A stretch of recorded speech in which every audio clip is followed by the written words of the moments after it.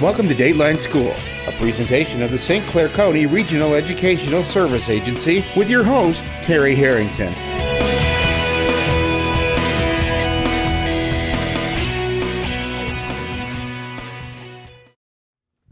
This week on Dateline Schools, we're learning about what it takes to become a host family for a foreign exchange student, and also have an opportunity to talk with Raven Wright.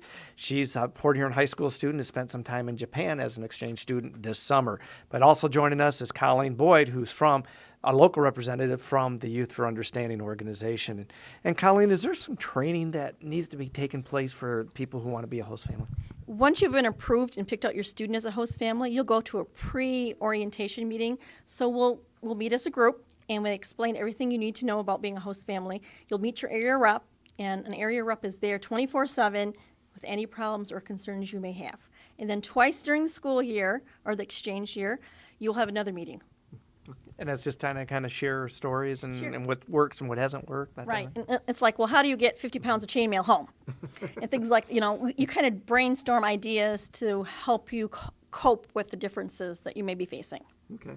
Now, also, do the host families get together to and kind of share with each other on their own type of thing, or is it pretty much just when you have the group meetings? Usually it's with just the group meetings, but if they feel comfortable with their area rep, they will call them at any time saying, oh, this is going on, what do you think I should do?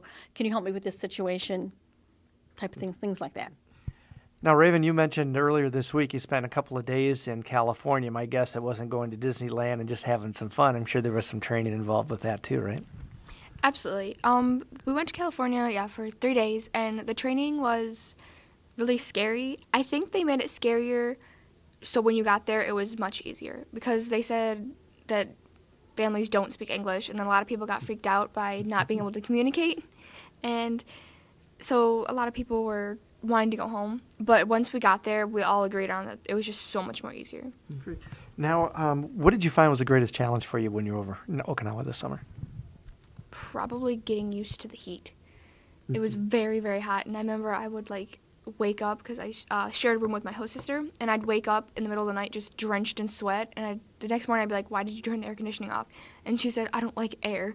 So it was very hard getting used to the heat, but everything else was it was kind of natural. Okay, great. And Colleen, what do you see as the greatest challenge facing most host families?